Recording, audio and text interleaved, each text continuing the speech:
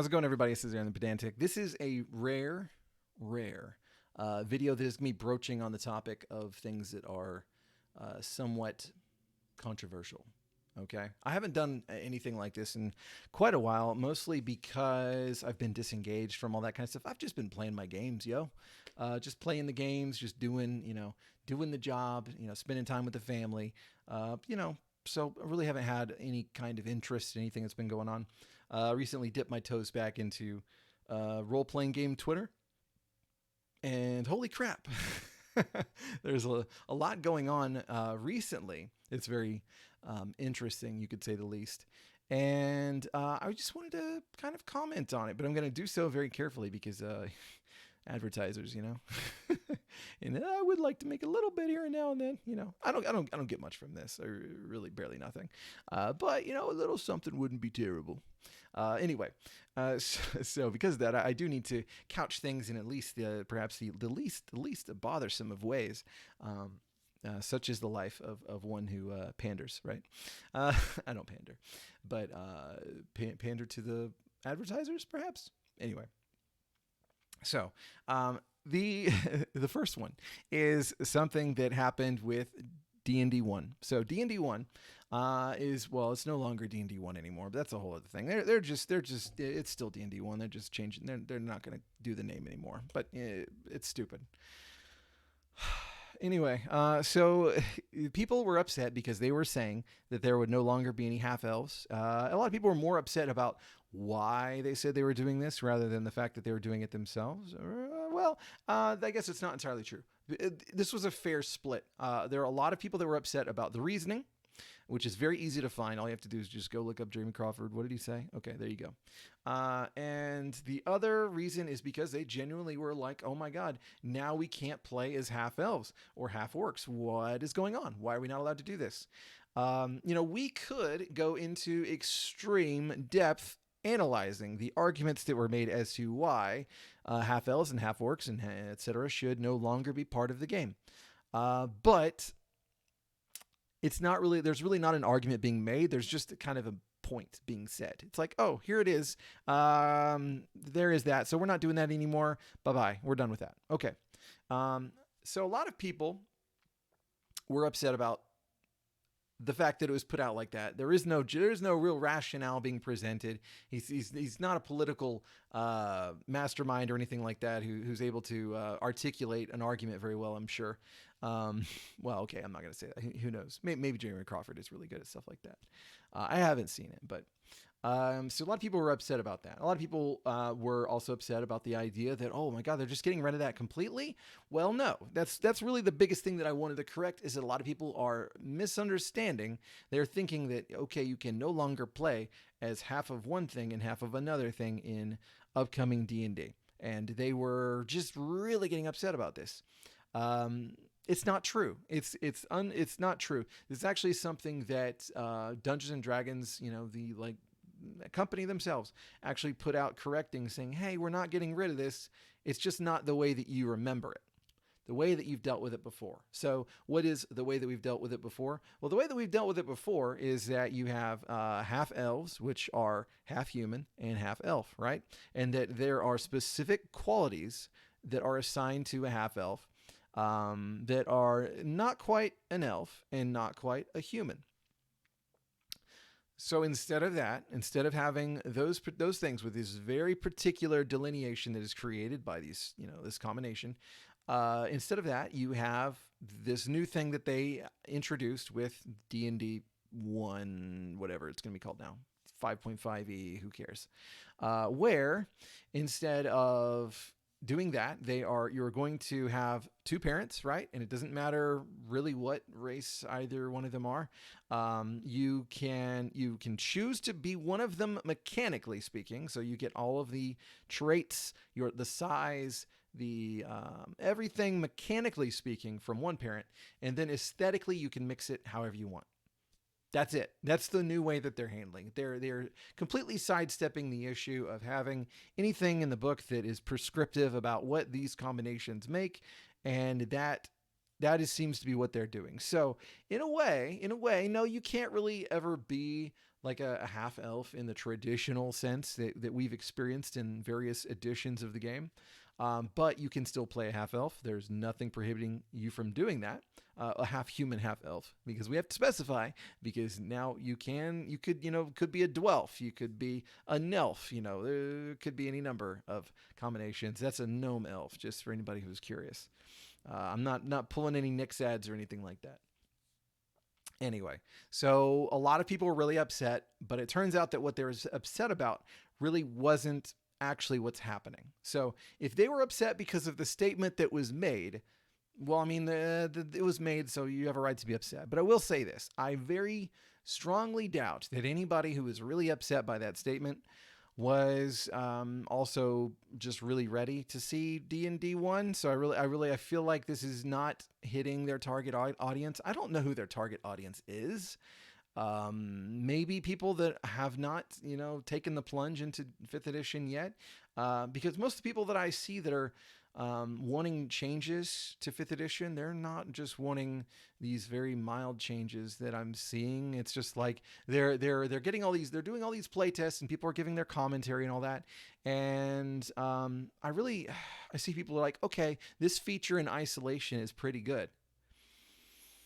But I don't think the end result is people are going to be incredibly satisfied and feel like, oh yes, this revised edition is exactly what we wanted.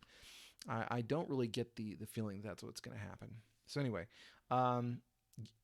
people getting upset about it.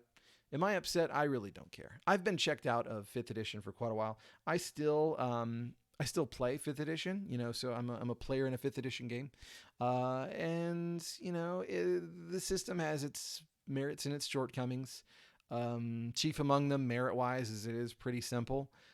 Shortcoming is that, you got the whole multi-classing, feat-oriented kind of thing where people want to create all these characters, and you got all these options, and just the implied setting. There's just a lot of stuff I don't really care for. But at the same time, is it gameable? Is it something I've been able to make work and have a satisfying campaign with whenever I'm running it? Absolutely. Absolutely. At the end of the day, it is still Dungeons and Dragons, and it can be fun.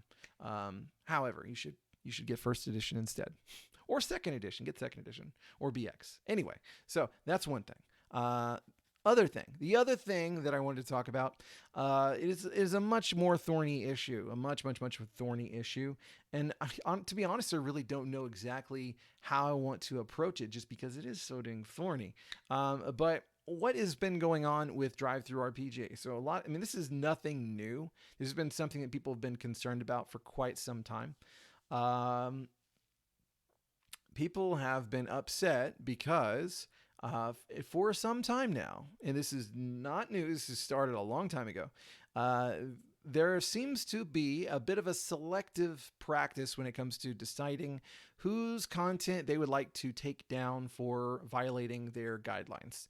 Drive-through-RPG, if you're watching this, be more specific with your guidelines. I don't know if y'all have ever looked at the guidelines. I've tried to find something that is more specific. Maybe it exists, but as it stands, the only stuff that I can really find says, well, don't violate copyrighted content. Don't violate copyright. Don't produce anything offensive. What does that mean? What does that mean? And then we have don't nothing pornographic. Okay, so we can there's the whole maxim about I don't know how to define it, but I know it when I see it. There could be an argument there perhaps when it comes to that, but when it comes to offensive is so subjective. It's basically just a clause for being able to take down anything that they don't want to have for any reason. But they're a business. They should have the right to take down anything that they don't want for any reason, just with the knowledge that there may be pushback from the customer base, because maybe the customer base wants to have access to whatever it is. There is a fine balance that must be struck in people wanting to run a business and have that business be something that is reputable, and to also cater to audiences that maybe want something a little bit different than the average consumer. Especially whenever it comes to something like drive-through RPG, where the only thing you're really losing out of anything is space and maybe man hours when it comes to dealing with different issues that publishers might have whenever they're trying to put things on there. As far as like approvals and all that kind of stuff, that may take an employee's time a little bit more than they may wish. They may want to focus on the big people that sell the things that make them all kinds of money, rather than the very small things where they might sell like 100 units of something. So that is something that could be a consideration. But I have to say, I do understand at the end of the day they are a business and they would like to. It is natural for a business to want to have a certain image. And the question is, what kind of image is that? And we have to ask ourselves, what image are they cultivating with the kinds of things that they are doing? Well, the arguments are that they are purposefully taking down things that belong to one side of an argument, that being, along political lines, and pretty much leaving intact things from the other side. Now, there are several examples of situations where people on one side of the argument are having their stuff taken down. Vendor Satanis is a very clear one. I believe that Jim Radji has gone through quite a lot when it comes to drive-through RPG. That's something by reputation. It's not something I've really delved too deeply in. For me personally, I always get his stuff from his website, his US front. So that's not something I've ever run into there, but that's something I understand has been an issue. And then more recently, the people with the Red Room, that's been something that has come up. So, it's a thing. It is a thing. As far as people on the other side of the aisle having those kinds of difficulties, I'm not seeing it. I haven't heard about it. It doesn't mean it doesn't exist. Maybe somebody out there has heard of something happening, but, it's one of those things. If you are the kind of person who really is upset about that kind of thing, then maybe you are driven to have the desire to boycott. And this is where I get to the thing that's been going on recently in the OSR, space. And that is that people are really, really adamant about how things should be boycotted. That if it should, which they're saying that people should do something, that they want to be very specific about how it is done. And a lot of people that used to be at least okay with each other are now getting pretty ugly with each other. And it's kind of crazy. It's crazy to see. I think it's pretty unfortunate. Some people had brought up that it seems like a bit of talking past each other. I guess let me be a little bit more specific. So one of the things that is going on is there are people that are saying that because of the things that that drive-through RPG is doing, that they should no longer be spending money on that storefront, period. Just don't do any, don't upload there, don't give them any business, don't buy, don't sell, nothing. Just cut them off. Let's cut them out, find alternatives, etc. So that is one argument that is being made. How many are the proponents of that argument? I'm not entirely sure. I'm genuinely not entirely sure. I have seen a few. I have definitely seen a few people that are really pushing that. But at the same time, what I am often seeing is something that is a little bit more refined. Maybe not refined. Refined is the wrong word, because then it makes it sound like I'm saying that the other is crude and juvenile. Something that is a little bit more of a medium area, and that is that they should be trying to do things on the alternatives and doing less things that are exclusive on drive-through RPG. So that is one of the things that people are suggesting. And then the last thing that I'm seeing is basically the argument that we should, and so I've seen it from RPG Pundit. There are probably other people that are saying it as well. Actually, I think that I did see that there were other people making this argument as well. But there are people that are saying that if we as in the old school Renaissance, are to disengage from the platform drive-through RPG, then that means that we no longer have any leverage to get them to want to run things a way that is good for us. So basically the idea is As long as we are giving them enough money for us to matter, then that means that they need to work with us. But the moment that we are no longer giving them enough money to matter, then why should they bother? They could effectively just do whatever the heck they want and then shut all those people out that they don't like. And there we go, we're gone. So just because of the way that drive-through RPG is, that's a very distinct possibility. I would say that there are certain entities on drive-through RPG, publishers rather, on drive-through RPG that really make the OSR worthwhile for them. But whenever I look at this, to me, what comes to mind are primarily your Kevin Crawford. They are your Frog God Games, your Goodman Games, your what else? Just these larger entities. The ones that are putting out stuff that is very disengaged from a lot of this kind of activism. And because of that, I think that what it would end up happening is those companies are not going to shift off the platform. Just period. They're not going to do it. Those are the ones that really get them the most money, in my opinion. I mean, I could be entirely wrong. There could be somebody that knows a lot better than I do. But if people shift out of it and those remain, which they will, then it could very well be something that happens where all of a sudden they really don't need anybody else, and they know that the people that are staying, that are happy with what they're doing, they're not going to go anywhere, and they're going to continue having a positive business interaction, and the rest of the people are going to have to try to find their way on much, much smaller platforms that are a lot harder to get people on to buy things. Let's face it, it's kind of like the Amazon of the RPG world. It's very nice. It's very nice to just have your stuff in one place and be able to just get all of your PDFs that you own all from one place. And they've got all these publishers and they get all these sales and all this kind of stuff. It's convenient. It's incredibly convenient, and you really cannot stress enough the power that is in that, especially whenever there's really no competitor that even comes quite close. There are competitors that are growing, but aside from individual publisher storefronts, there's really not that many. You got Biggest Geekus. I don't know what else. That's pretty much it. If you want to get a lot of stuff, you got to go through. If you want a lot of stuff print on demand, you got to get it through Lulu. When it comes to your PDFs and the majority of your things, it's going to be through drive-through RPG, and that's huge. That's a huge thing. It's a hard thing to take down. That's a very uphill battle. It's a David and Goliath kind of situation, and there's a certain point where maybe David just gets his head smashed in before he can even grab a sling. So, what is the right recourse?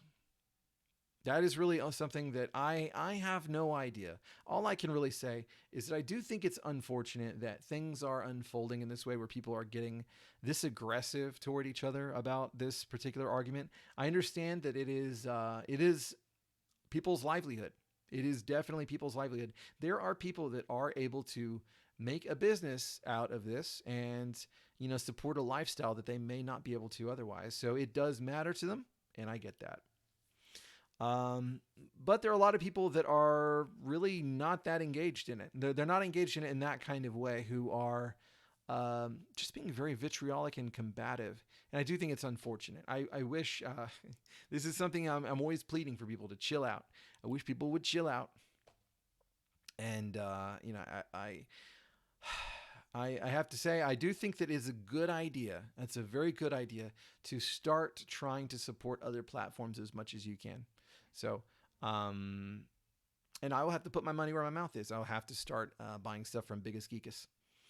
Because as it stands, I usually go to individual publishers or drive-through RPG. That's usually what I've been doing. So I will have to start going to Biggest Geekus, because I can't just say one way and then not do it. So I do think that is a good recourse. I think that people should be open to trying to work with other platforms.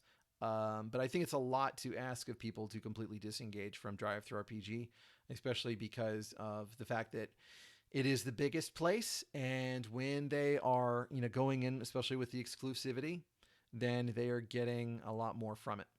You know, people that are actually selling PDFs on there, unlike me, someone who published something and didn't really sell anything.